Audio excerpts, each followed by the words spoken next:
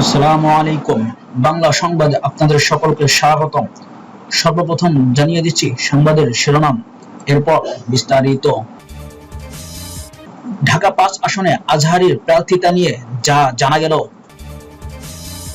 বিদেশিদের হাতে বন্দর দেশের সার্বভৌমত্ব হুমকির মুখে পড়বে। বিএনপির প্রার্থীরা তারেক রহমানের ছবি ব্যবহার করলে কি করবে ইসি, প্রশ্ন এনসিপির। ইচ্ছেমতো আইনবিধি সংশোধন করায় ইসির প্রতি ক্ষোভ সাকির। এত সময় শুনছিলেন সংবাদের শিরোনাম, এবার জানিয়ে দেব সংবাদের বিস্তারিত। ঢাকা ৫ আসনে আজহারীর প্রার্থিতা নিয়ে যা জানা গেল। আসন্ন জাতীয় সংসদ নির্বাচনে ঢাকা ৫ আসনে জনপ্রিয় ইসলামী বক্তা ডক্টর মিজানুর রহমান আজহারী বাংলাদেশ জামাতে ইসলামের মনোনয়ন পেয়েছেন। এমন খবর সামাজিক যোগাযোগ মাধ্যমে ছড়িয়ে পড়লে ব্যাপক আলোচনা সৃষ্টি হয়েছে। বিভিন্ন প্ল্যাটফর্মে বিষয়টি দ্রুত ছড়িয়ে পড়লেও খবরটি সঠিক নয়, এটি গুজব বলে নিশ্চিত করেছে জামায়াতের একাধিক নেতা। ঢাকা মহানগর উত্তর জামায়াত নেতা আতাউর রহমান যুগান্তরকে বলেন, এই আসনে আমাদের প্রার্থী আগে থেকেই ঠিক করা, উনি সেখানে কাজও করেছেন। মিজানুর রহমান আজহারীকে এই আসনে জামাতের মনোনয়ন দেওয়ার তথ্য সঠিক নয়। এ বিষয়ে ঢাকা মহানগর দক্ষিণ জামায়াতের সহকারী প্রচার সম্পাদক আব্দুস সাত্তার সুমনও যুগান্তরকে বিষয়টি ভিত্তিহীন বলে নিশ্চিত করেছেন। এছাড়াও জামায়াতের সহকারী সেক্রেটারি জেনারেল ও দলটির মিডিয়া বিভাগের প্রধান ইহসান মাহবুব জুবায়ের গণমাধ্যমকে বলেছেন, জামাত থেকে মিজানুর রহমান আজহারীকে মনোনয়ন দেওয়ার খবরটি গুজব, এমনটি হওয়ার কোনো সম্ভাবনাও নেই। সেই সঙ্গে এ ধরনের ভুয়া তথ্য প্রচারের বিষয়ে সতর্ক থাকতে এবং যাচাই বাছাই ছাড়া রাজনৈতিক প্রার্থিতা নিয়ে কোনো তথ্য গ্রহণ না করার আহ্বান জানিয়েছেন জামাত। বিদেশিদের হাতে বন্দর দেশের সার্বভৌমত্ব হুমকির মুখে পড়বে। অস্বাভাবিক প্রক্রিয়ায় ও দ্রুততার সঙ্গে চট্টগ্রাম সহ দেশের সব বন্দর বিদেশিদের হাতে তুলে দেওয়া তীব্র নিন্দা ও প্রতিবাদ জানিয়েছে ১২ দলীয় জোট। বুধবার এক বিবৃতিতে জোটের শীর্ষ নেতারা বলেন, অস্বাভাবিক দ্রুততায় বিদেশি কোম্পানির কাছে কন্টেইনার টার্মিনাল তুলে দেওয়ার দেশের ভঙ্গুর অর্থনীতিতে মারাত্মক প্রভাব ফেলবে এটি জাতীয় স্বার্থের পরিপন্থী। বাংলাদেশের বন্দর বিদেশিদের হাতে তুলে দেওয়ার দেশের স্বাধীনতা ও সার্বভৌমত্ব মারাত্মক হুমকির মুখে পড়বে, এটি ভবিষ্যতে গলার কাটা হয়ে দাঁড়াবে। নেতারা বলেন, বিদেশিদের হাতে টার্মিনাল, পোর্ট ও বন্দর পরিচালনার দায়িত্ব দেওয়ার সঙ্গে জাতীয় স্বার্থ ও নিরাপত্তার প্রশ্ন যুক্ত আছে। তারা বলেন, অন্তর্বর্তীকালীন সরকার রাষ্ট্রের নীতি নির্ধারণীয় বিষয়ে এ ধরনের কোনো পদক্ষেপ নিতে পারে না। বিগত স্বৈরাচারী সরকার দেশের স্বার্থ বিসর্জন দিয়ে দেশকে একটি অবাধের রাষ্ট্রে পরিণত করেছিল। বর্তমানে অন্তর্বর্তীকালীন সরকারের এহেন কর্মকাণ্ডই অতীতকে স্মরণ করিয়ে দিচ্ছে।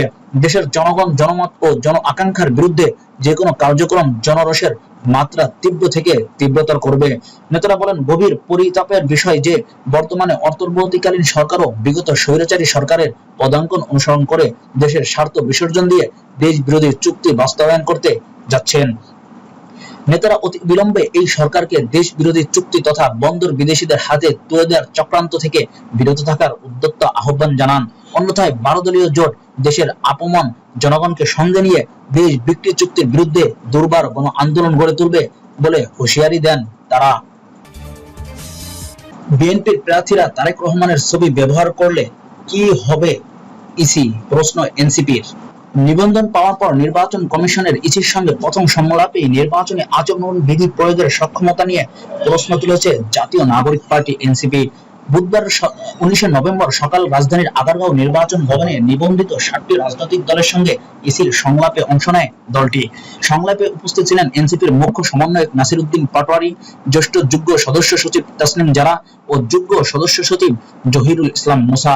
সংলাপে বক্তব্য রাখতে গিয়ে জহিরুল ইসলাম নির্বাচন কমিশনের প্রথম পরীক্ষা হিসেবে উল্লেখ করেন আচরণবিধির ৭ ধারার উপধারাকে।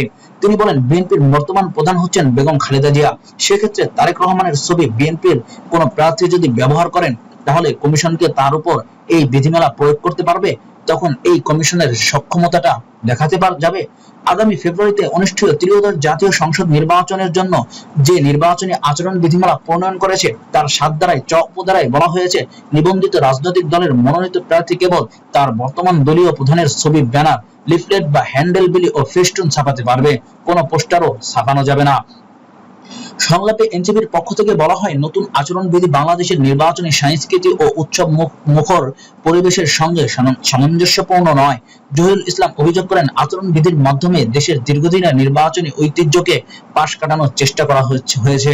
তার ভাষায়, বিধিমালায় বলা হয়েছে কাপড় বা চটের উপর ব্যানার করতে হবে। দেশের চটের উপর পেন্টিং দেওয়ার কয়েকটি প্রতিষ্ঠান আছে, প্রত্যন্ত এলাকায় তো এসব সুযোগ আরো কম। সাউন্ড বক্স ব্যবহারের ক্ষেত্রে সর্বোচ্চ শব্দসীমা 60 ডেসিবেল নির্ধারণের প্রসঙ্গে তিনি প্রশ্ন তোলেন, শব্দ পরিমাপ করবে কারা? কয়েকজনের কাছে এ যন্ত্র আছে, অভিযোগ কোথায় জানাতে হবে সেটাও স্পষ্ট নয়। তিনি আরো বলেন, আচরণবিধিতে তদন্ত কমিটির কাছে অভিযোগ দেওয়ার কথা বলা হলেও আইনের সেই কমিটির সংজ্ঞা নির্ধারণ করা হয়নি। এতে প্রক্রিয়া জটিল হওয়ার আশঙ্কা রয়েছে বলে মন্তব্য করেন তিনি। একই সঙ্গে তিনি প্রশ্ন রাখেন, বিধিমালা লঙ্ঘনের অভিযোগ পাওয়ার পর কমিশনের কোনো কর্মকর্তা ব্যবস্থা না নিলে তার বিরুদ্ধে করণীয় কি? ইচ্ছেমতো আইনবিধি সংশোধন করায় ইসির প্রতি ক্ষোভ সাকির। নির্বাচনী কমিশনের ইসি বিভিন্ন নির্বাচনী বিধি, আইন ও পরিবর্তনের প্রক্রিয়ায় স্টক হোল্ডারদের সঙ্গে পর্যাপ্ত আলোচনা না করে ইচ্ছেমতো সংশোধন করায় ক্ষোভ প্রকাশ করেছেন গণসংহতি আন্দোলনের প্রধান সমন্বয়কারী জোনায়েদ সাকি। বুধবার নির্বাচন কমিশনের সঙ্গে বিভিন্ন রাজনৈতিক দলের বৈঠকে অংশ নেয় সাকিব এ ক্ষোভ প্রকাশ করেন। নির্বাচনী ব্যবস্থায় সংস্কার এবং একটি জবাবদিহিমূলক সরকার প্রতিষ্ঠায় নির্বাচন কমিশনকে সাংবিধানিক প্রতিষ্ঠান হিসেবে দৃষ্টান্তমূলক ভূমিকা রাখার আহ্বান জানান তিনি। তিনি বলেন, একটি গণতান্ত্রিক ট্রানজিশন এবং জাতীয় ঐক্যমতের জন্য আলাপ আলোচনা অপরিহার্য। বক্তব্যে নির্বাচনী বিধিমালা আইন পরিবর্তন আনার আগে নির্বাচন কমিশনের উদ্যোগ নিয়ে প্রশ্ন তোলেন সাকি।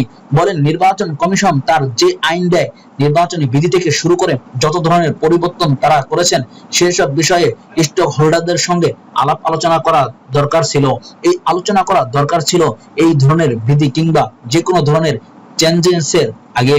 নির্বাচন সংক্রান্ত কাজ এককভাবে করা সম্ভব নয় উল্লেখ করে ইসির উদ্দেশ্যে সাকি বলেন, সব স্টক হোল্ডারদের মতামতের ভিত্তিতে আপনাদের একটি সম্মিলিত মতামত তৈরি করা দরকার। বিশেষভাবে এই মুহূর্তে যখন দেশ একটি ডেমোক্রেসি ট্রানজিশনের মধ্যে আছে এবং যেখানে আমাদের ন্যূনতম জাতীয় ঐক্যমত খুব জরুরি, তখন এই আলাপ আলোচনা আরো গুরুত্বপূর্ণ। নির্বাচন কমিশনের দীর্ঘসূত্রতা ও রাজনৈতিক হস্তক্ষেপের কারণে তার দল নিবন্ধন পেতে যে প্রতিকূলতার শিকার হয়েছে সেই অভিজ্ঞতাও তুলে ধরেন তিনি। এই সময় একটি ভালো নির্বাচনের জন্য আইনি কাঠামোর চেয়ে পরিবেশ তৈরির উপর জোর দেন গণসংহতি আন্দোলনের এই শীর্ষ নেতা। নির্বাচনকালীন পরিবেশ নিয়ন্ত্রণের সরকার ও ইসির উদ্যোগ নেওয়ার পাশাপাশি রাজনৈতিক দলগুলোর কেন্দ্রীয় প্রতিনিধিদের নিয়ে একটি নির্বাচন পরিবেশ মনিটরিং কমিটি গঠনের প্রস্তাব দেন তিনি। সাকি মনে করেন, এই কমিটির সংঘাতের ঘটনা দ্রুত সমাধান করতে পারবে। সাকি বলেন, রাজনৈতিক দলগুলো যখন সহযোগিতা করছে তখনই কেবল এই